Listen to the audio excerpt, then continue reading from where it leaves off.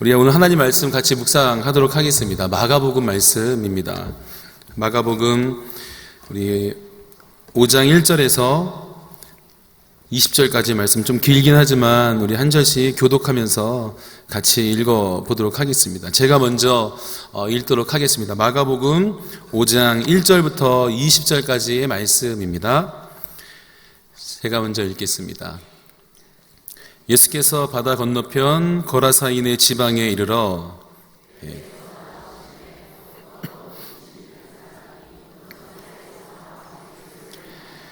그 사람은 무덤 사이에 거처 하는데 이제는 아무도 그를 쇠사슬로도 맬 수 없게 되었으니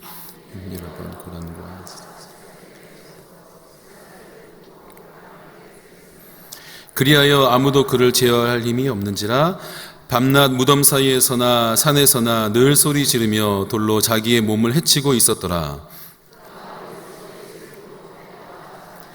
큰 소리로 부르짖어 이르되 지극히 높으신 하나님의 아들 예수여, 나와 당신이 무슨 상관이 있나이까? 원하건대 하나님 앞에 맹세하고 나를 괴롭히지 마옵소서 하니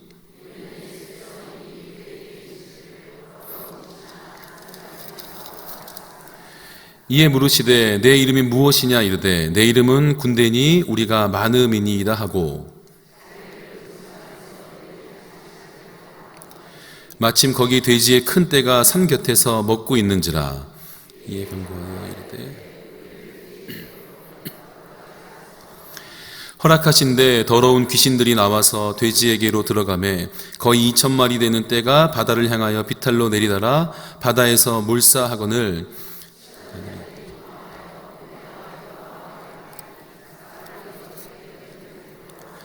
예수께 이르되 그 귀신 들렸던 자 곧 군대의 귀신 집혔던 자가 옷을 입고 정신이 온전하여 앉은 것을 보고 두려워하더라.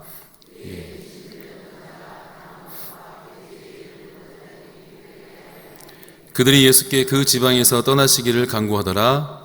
예수께서 배에 오르실 때에 귀신 들렸던 사람이 함께 있기를 간구하였으나 허락하지 아니하시고 그에게 이르시되 집으로 돌아가 주께서 내게 어떻게 큰 일을 행하사 너를 불쌍히 여기신 것을 내 가족에게 알리라 하시니 그가 가서 예수께서 자기에게 어떻게 큰 일을 행하셨는지를 데가볼리에 전파하니 모든 사람이 놀랍게 여기더라. 아멘. 잠시 기도하겠습니다. 하나님, 12월 새날 이 새벽 우리를 이곳으로 인도해 주셔서 감사합니다. 은혜의 자리, 하나님께서 기대하시고 우리를 이끌어 주신 이 은혜의 자리, 간절함과 하나님 향한 그 사랑의 마음 담아 나아옵니다. 하나님, 우리의 마음을 주님께 드립니다. 우리의 마음을 받아주시고 우리가 드리는 이 작은 마음이, 이 작은 예물이 하나님의 나라를 향한, 그 나라를 위한 아름다운 또 그 오병이어의 기적과 같은 수많은 사람들을 살릴 수 있는 헌신이 되고 마음이 될 수 있도록 축복하여 주시옵소서. 이 시간 우리에게 겸손한 마음을 주시고 우리가 무엇을 소중하게 여기고 무엇을 붙잡아야 하는지를 깨닫게 하여 주셔서 우리가 더 하나님의 기쁨이 되고 하나님이 원하시는 삶의 자리로 더 가까이 나아갈 수 있게 하여 주시옵소서. 예수님의 이름으로 기도드립니다. 아멘. 아멘. 혹시 아이들에게 이런 질문을 해보신 적이 있는지 모르겠습니다. 그리고 이 자리에 앉아있는 우리 아이들은 혹시 부모님이나 주변 사람들이 이런 질문을 해본 적이 없는지 아마 누구에게나 이런 질문을 했을 거라고 생각합니다. 엄마가 좋아, 아빠가 좋아? 저는 이 질문을 한 100번은 한 것 같습니다. 재미로 그냥 물어보는 거지만 정말 대답하기 힘든 질문입니다. 그래도 어릴 때는, 우리 아이들이 어릴 때는 6살, 7살만 돼도 이제 머리를 써서 엄마, 아빠를 같이 동시에 붙이기도 하지만 더 어릴 때는 엄마한테 혼나면 아빠라고 하고 또 아빠한테 혼나면 또 엄마라고 하고, 그래서 그 상황에서 더 소중한 것을 택하는 것이 어린 아이들의 마음입니다. 이것을 통해서 우리가 무엇을 생각해 볼 수 있을까요? 아이들도 그 상황 속에서 무엇이 더 좋은가에 대해서 생각하기도 하고 선택한다는 겁니다. 물론 어른들도 마찬가지입니다. 우리는 더 중요한 것을 선택하면서 하루하루를 살아간다는 거예요. 해마다 여름이 되면 청년들은 아우리치를 떠납니다. 어떨 때는 한 150만 원 정도의 자비량으로 준비해서 선교를 떠납니다. 그리고 정말 짧으면 2개월, 길면 4개월, 5개월이라는 시간 동안 아우리치를 준비해서 약 10일 정도 머물면서 복음을 전하고 또 하나님의 사랑을 흘려보내는 시간을 갖습니다. 그렇게 참여하고 준비하는 사람들은 3, 4개월의 그 시간보다 150만 원이라는 그 돈이 넘는 그 금액보다 복음을 전하는 것과 사랑을 나누는 것이 더 가치 있고 소중한 것이라고 여겼기 때문에 그 선택을 할 수 있었던 거라고 저는 생각합니다. 예수님께서 제자들을 부르셨을 때도 마찬가지죠. 그들이 버린 것을 한번 생각해 보세요. 그들은 배를 버리고 그물을 버리고 예수님을 따라갔습니다. 예수님을 선택한 겁니다. 의외의 경우도 있지만 우리는 그 순간에 가장 가치 있는 것을 선택하면서 살아간다는 겁니다. 오늘 본문 안에는 예수님의 선택에 대한 말씀이 있습니다. 예수님께서 우리가 너무 잘 알고 있는 거라사 지역에 귀신 들린 사람을 고치시는 장면이 오늘 말씀에 기록되어 있어요. 우리 모두가 잘 알고 있는 내용의 말씀입니다. 군대 귀신이라고 우리는 잘 알고 있죠. 거라사는 데가볼리에 있는 한 성읍의 지명인데 이전의 말씀을 볼 수 있었던 것처럼 예수님과 제자들이 어떻게 여기까지 오게 됐는가, 이전의 말씀 보면 광풍을 지나서 어렵게 거라사까지 왔다는 것을 우리는 알 수 있습니다. 그런데 오자마자 예수님을 맞이한 사람은 더러운 귀신 들린 사람이었어요. 우리 2절과 3절을 다시 한번 읽어보면 이렇게 말씀하고 있습니다. 시작. 예수께서 바다 건너편 거라사인의 지방에 이르러 배에서 나오심에 곧 더러운 귀신 들린 사람이 무덤 사이에서 나와 예수를 만나니라. 귀신 들린 사람은 귀신에게 사로잡힌, 또 귀신을 가지고 있다라는 의미를 가지고 있습니다. 그리고 무덤 사이에서 나왔다고 기록하고 있는데 원어를 보면 무덤 사이가 아니라 그 무덤들 안에서 나왔다라고 라는 의미인 거예요. 무덤 안에서 나왔다는 겁니다. 당시 이 팔레스틴의 무덤은 우리나라의 무덤처럼 평평할 땅을 이렇게 파서 매장하는 그런 무덤이 아니었어요. 이제 굴의 형태로 되어 있는 무덤이었습니다. 그래서 돌을 뚫거나 벽을 뚫어서 동굴을 만들고 그 안에 이제 가족묘를 만들었던 그런 문화였습니다. 예수님께서도 십자가에 달려 죽으시고 무덤에서 살아나셨을 때에 무덤 입구를 돌문이 막고 있었던 것처럼 당시의 무덤이 그와 같은 형태였던 거죠. 그래서 이 돌문을 옆으로 밀치면 얼마든지 무덤 안에 들어갈 수 있고 나올 수 있는 그런 상황이었던 겁니다. 그래서 이 거라사에 있는 이 귀신 들린 사람은 무덤이 집이었던 겁니다. 그런데 오늘 말씀을 보면 아무도 그를 쇠사슬로도 맬 수 없게 되었다고 기록하고 있습니다. 어느 누구도 그를 제어할 수 없는 상황에 놓여 있는 사람이었던 거예요. 심지어는 가족도 그 사람을 감당할 수 없었던 것 같습니다. 처음에는 이 사람이 가족에게 소중한 사람이었을까요? 아니면 소중하지 않았던 사람일까요? 누구에게나 그렇지만 이 사람은 너무 소중한 한 사람의 가족이었어요. 가족들도 이 사람과 어떻게 해서든지 집에서 같이 지내고 돌보려고 했을 겁니다. 이 방법도 쓰고 저 방법도 썼지만 너무 힘들고 감당할 수 없어서 이제는 무덤에 이렇게 방치하다시피 할 수밖에 없는 그런 사람이었던 거예요. 그리고 쇠사슬로도 맬 수 없었다라는 것은 이 사람을 쇠사슬로 매려고 시도했다는 겁니다. 너무 감당할 수 없어서 우리가 쇠사슬이라도 이 사람을 좀 이렇게 묶어둡시다, 이 사람을 좀 이렇게 잡아놓읍시다, 이렇게 생각할 만큼의 참 쉽지 않은 사람이었던 거예요. 그렇게 하지 않으면 너무 많은 사람들이 위험해질 수 있는 그런 사람이었습니다. 그만큼 감당할 수 없는 사람이고 죽은 사람이다라고 여겨서 무덤에 둘 수밖에 없는 그런 사람, 그렇게 가둬놓았는데 쇠사슬도 끊고 무덤의 문도 치우면서 그냥 막 돌아다녔다는 거예요. 게다가 5절은 뭐라고 기록하고 있냐면 밤낮 무덤 사이에서나 산에서나 늘 소리 지르며 돌로 자기의 몸을 해치고 있었더라. 이 장면을 한번 상상해 보십시오. 어떤 생각이 드세요? 이런 사람이 같은 동네에 살고 있다고 생각해 보세요. 불쌍합니까? 무섭습니까? 무섭습니다. 그냥 불쌍한 사람이, 이게 우리가 성경을 보면 아유 참 너무 안 됐다, 너무 불쌍한 사람이다라고 생각할 수 있겠지만, 우리가 직면하면 이 사람은 너무너무 무서운 사람이고 너무 피하고 싶은 사람이라는 거예요. 도저히 가까이 할 수 없는 사람이었던 겁니다. 왜냐하면 자기 자신을 컨트롤하지 못했던 사람이고, 다른 사람에 대해서도 그것을 조절할 수 있는 능력이 없었던 그런 사람입니다. 어땠을 것 같습니까? 당연히 이 사람은 모두에게 두려움의 대상이었고 공포의 대상일 수밖에 없었어요. 어떻게 보면 불쌍한 사람이고 긍휼한 마음이 들 수 있지만, 그 당시 내가 함께 살고 있다, 주변에 살고 있다라고 생각한다면 이 사람은 당연히 무서운 사람일 수밖에 없습니다. 모든 사람들이 이 사람을 피해 다녔을 거예요. 누구나 여러분 자신에게 피해를 줄 수 있는 사람, 상처를 주는 사람을 피하기 마련입니다. 우리 4절 말씀을 다시 한번 읽어볼까요? 4절 한번 읽어보겠습니다. 시작. 이는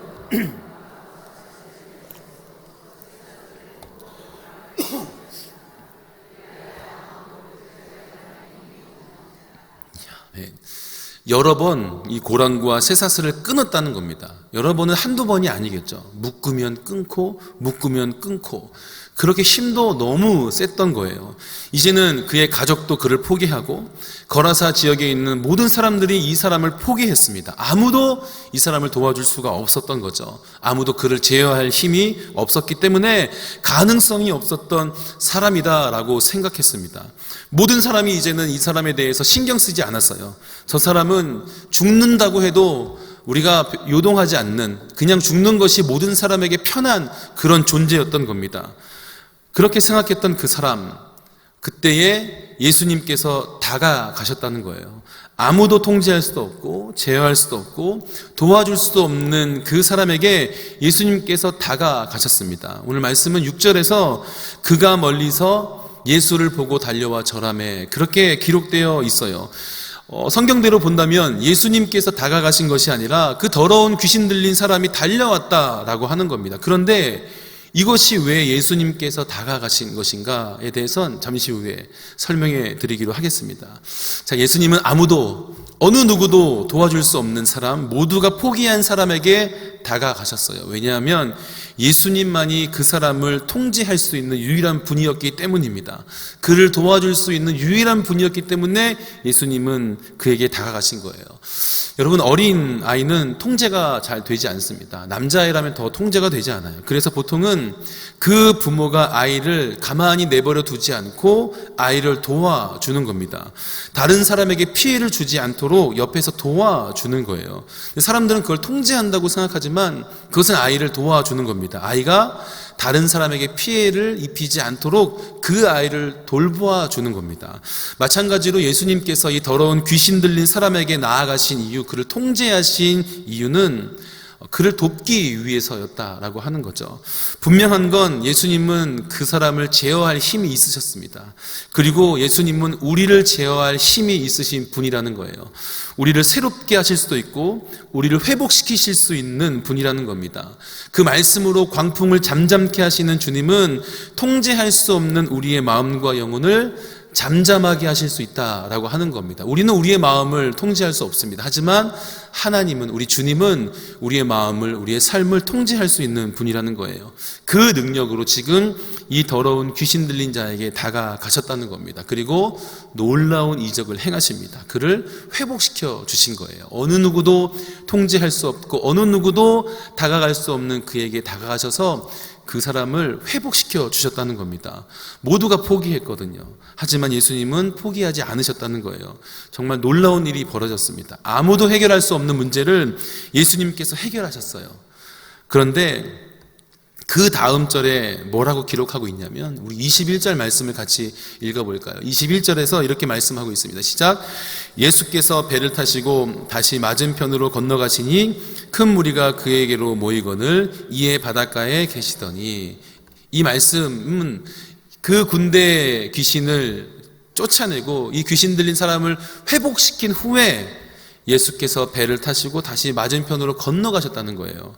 이게 뭐가 문제인가 생각할 수 있겠지만 잘 살펴보면 제자들의 입장에서는 이것만큼 허무한 상황은 없습니다.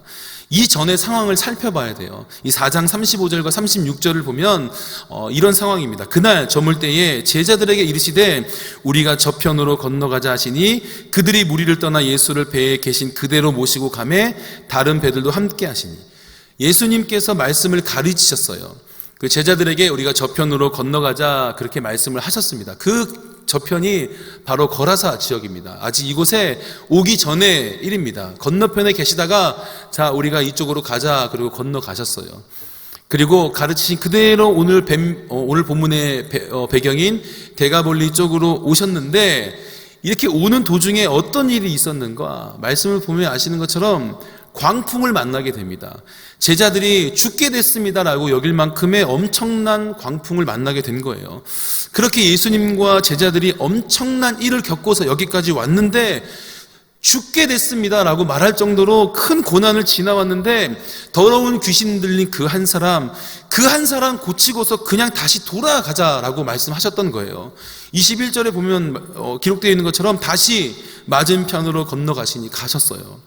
날이 저물 때에 데가볼리 지역으로 오셨으면, 그리고 엄청난 광풍을 지나서 왔으면 죽게 될 것 같은 그런 너무 큰 광풍을 이겨내고 여기까지 왔다면 누구나 당연히 좀 더 많은 사역을 해야 된다고 생각을 합니다.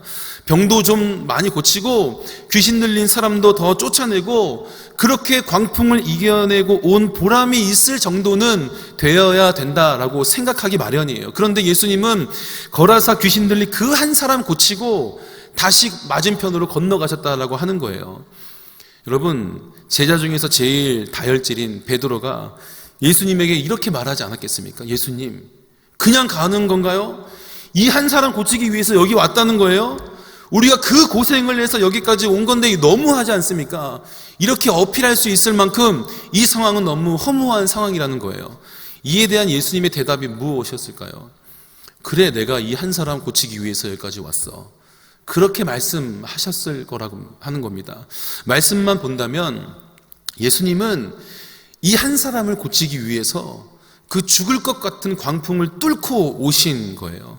그 한 사람을 고치기 위해서 죽게 됐다고 말하는 그 광풍을 건너가신 겁니다.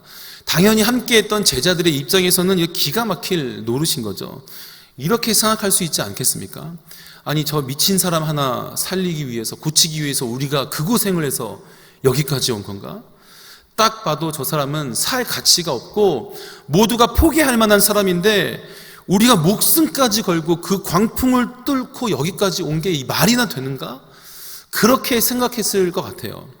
제자들은 그저 순종함으로 예수님을 따른 건데, 더러운 귀신 들린 한 사람, 모든 사람이 포기하고 심지어 무덤에 가둘 만큼 둘 만큼 죽은 사람으로 여겼던 그 한 사람을 고치기 위해서 목숨을 걸고 그 광풍을 지나서 왔다는 것이 이해할 수 없었을 것 같아요. 왜 그랬을까요?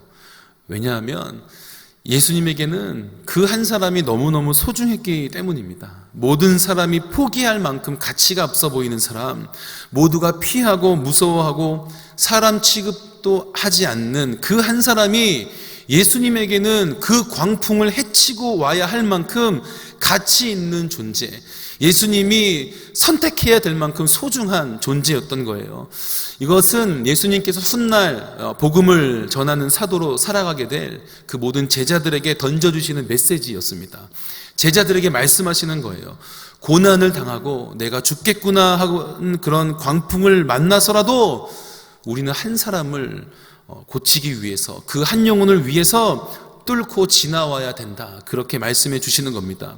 그 어떤 고난과 그 어떤 역경과 희생과 헌신보다 그 한 사람이 더 소중하다. 그렇게 제자들에게 알려주고 싶으셨던 것 같아요. 그리고 지금 우리에게도 말씀하시는 거죠.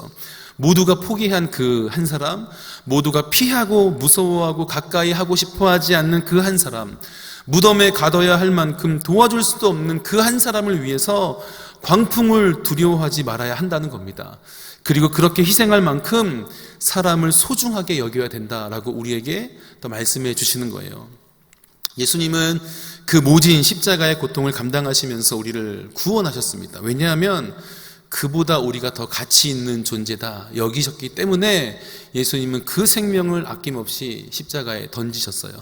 생명을 던져서라도 구원해야 될 만큼, 회복시켜야 될 만큼 소중했기 때문에, 가치 있는 존재였기 때문에 예수님은 우리를 선택해 주신 겁니다.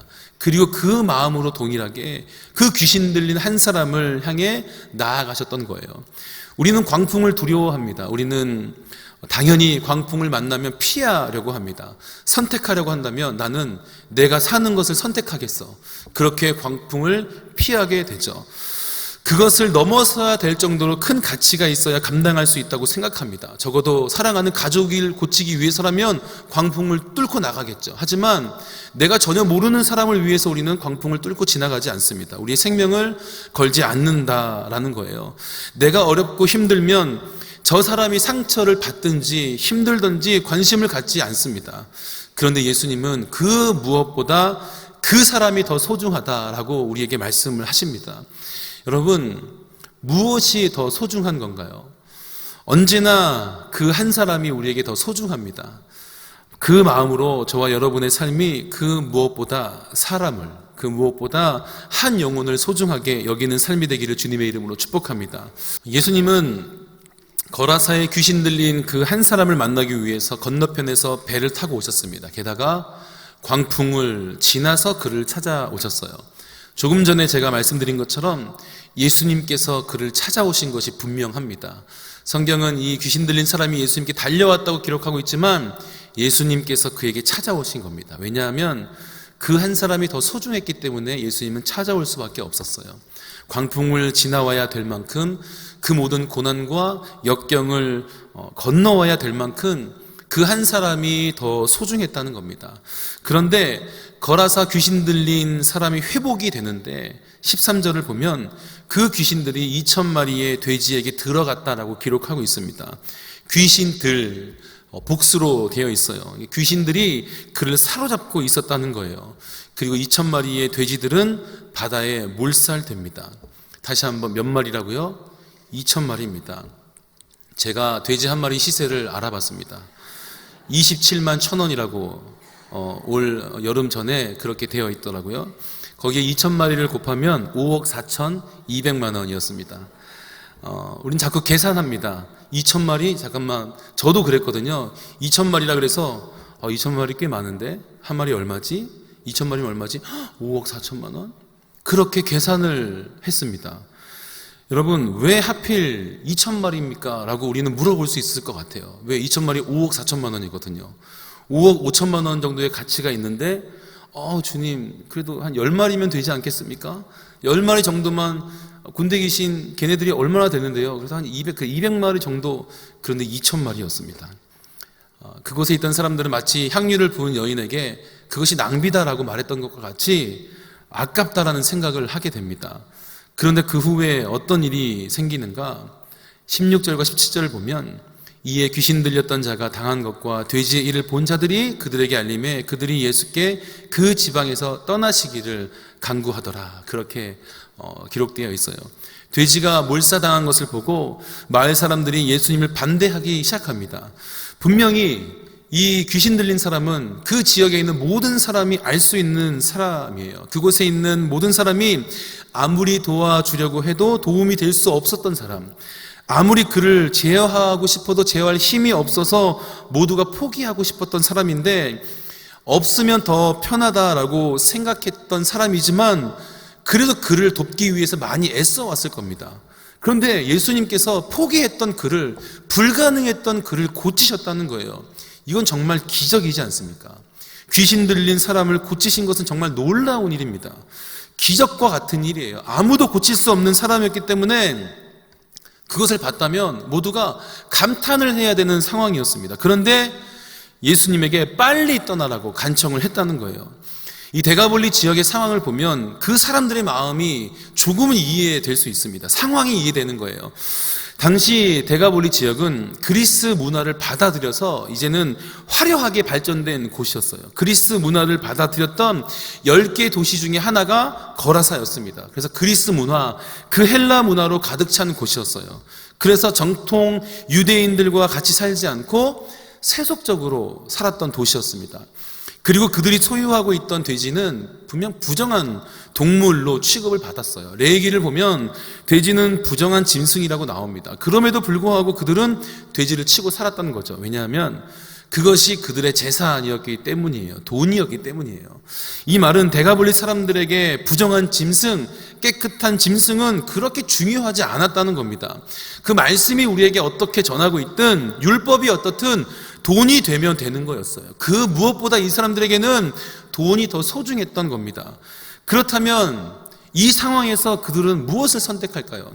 2,000마리의 돼지와 그 귀신 들린 한 사람, 그들은 당연히 2,000마리의 돼지를 더 소중하게 생각하고 있었던 사람이라는 거예요. 그러니 당연히 이후에 또 예수님이 그들의 재산을 또 어떻게 할까봐 두려운 마음에 빨리 건너가라고 하는 거예요.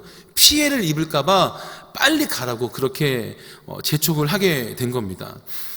게다가 귀신 들린 사람은 모두가 포기했던 사람이거든요. 그런데 그들에게는 돈이었던 이 돼지 2,000마리와 그 한 사람의 생명이 바뀌어져 버린 거죠. 여러분, 무엇이 더 소중한 걸까요? 죽어가는 사람의 생명이 중요할까요? 내 재산이 중요할까요?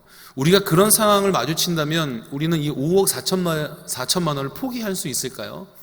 한번 생각해 보면 좋겠습니다. 그들에게 있어서는 그것은 내 돈이었고 내 재산이었어요. 그리고 그 한 사람은 나와는 크게 상관없는 사람이었어요.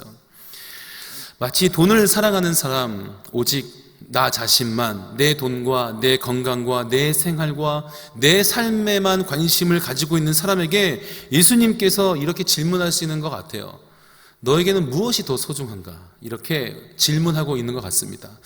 죽어가는 한 영혼을 살릴 수 있다면 너의 돈과 너의 시간과 너의 생활과 너의 삶을 내려놓을 수 있어야 되지 않겠는가? 예수님께서 그렇게 말씀하시는 것 같아요. 우리는 어떤가요? 과연 우리의 돈과 우리의 시간과 우리의 생활과 우리의 삶을 들여서 그럴 만한 가치가 전혀 없어 보이는 그 한 사람을 우리는 구할 수 있겠는가?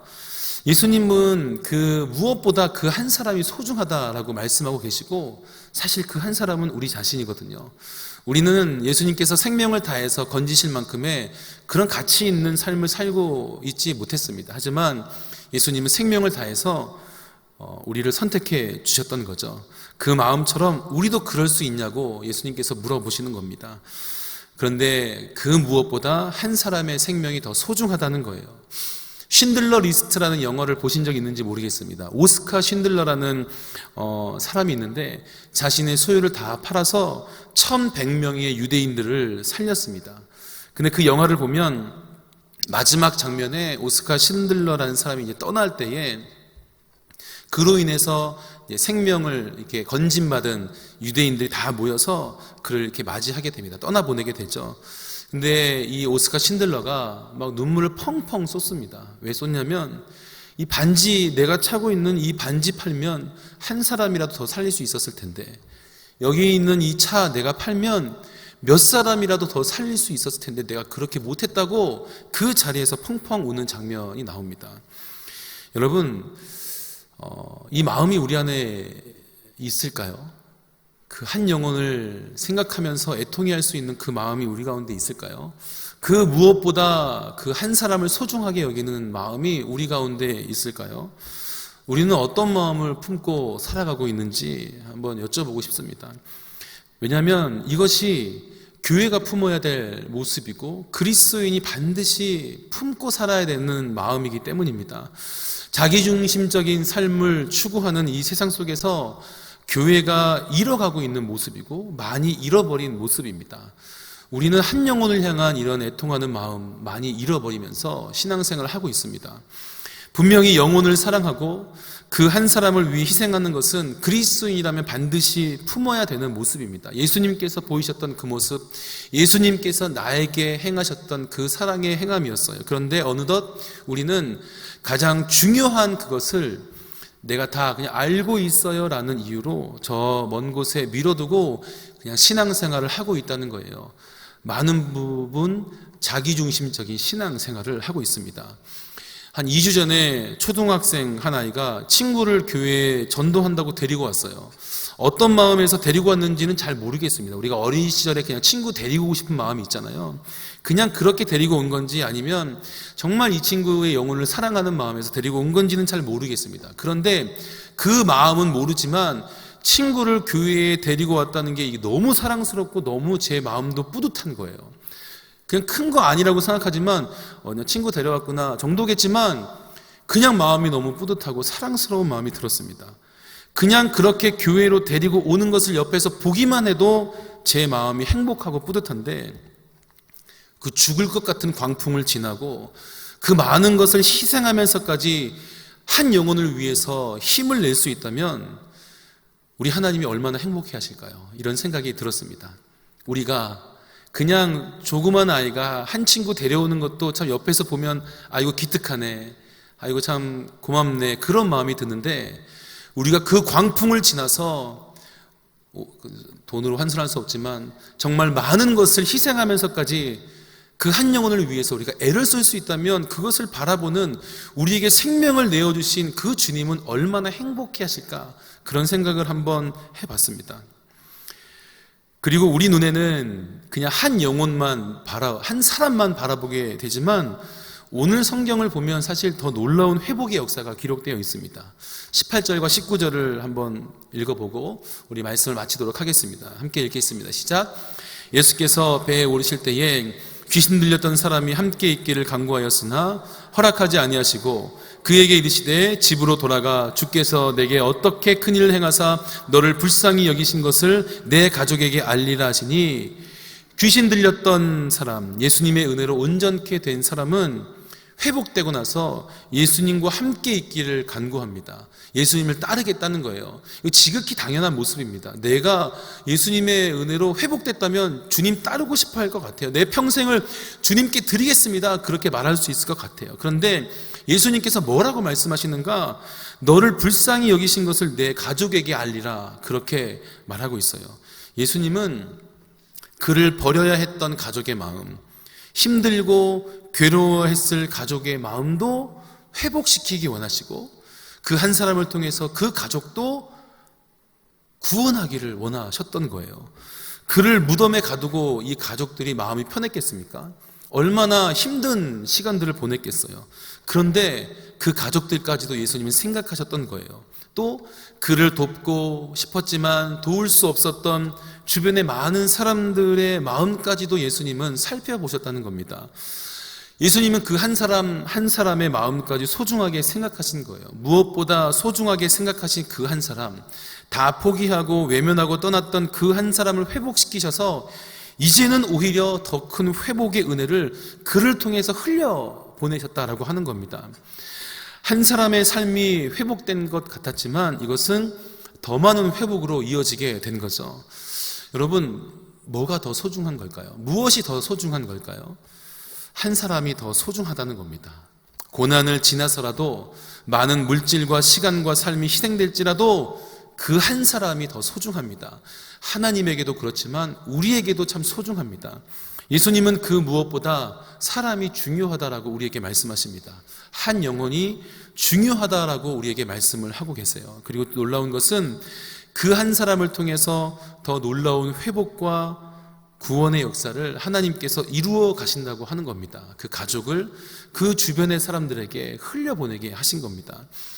여러분 한 명 한 명, 한 분 한 분에게 그 한 사람을 더욱 소중히 여기는 주님의 마음이 가득하기를 축복합니다. 그리고 우리 강북제일교회가 새롭게 회복되고 2020년을 준비하는데 저는 교회가 반드시 품어야 되는 영혼을 사랑하는 마음 우리가 꼭 품었으면 좋겠습니다. 우리는 늘 주님 내 문제를 해결해 주시고 내 삶을 돌봐주시고 그렇게 기도하고 그렇게 집중되어 있지만, 교회는 하나님께서 생명 다해 사랑하신 우리는 먼저 택함받은 구원의 백성으로 한 영혼을 무엇보다 소중히 여기는 그 마음을 품고 돌보고 사랑하고 안아줄 수 있어야 한다는 겁니다. 그 마음이 우리 강북제일교회 안에 있다면, 넘친다면 우리 교회는 분명 하나님을 기쁘시게 하는 교회이고 세상을 아름답게 하는 교회로 2020년을 또 시작할 수 있을 것 같다는 생각이 들었습니다. 할렐루야. 우리 모두가 오늘부터는 더 힘써서 한 영혼을 위해서 더 힘써 기도하고 그 한 사람을 위해서 그 무엇보다 그 사람을 소중히 여기는 삶으로 우리가 한 걸음 더 나아가서 우리 교회가 더 굳건하게 세워질 수 있기를, 우리 교회가 더 하나님이 기뻐하시는 교회로 설 수 있기를 그렇게 소망하고 기도합니다.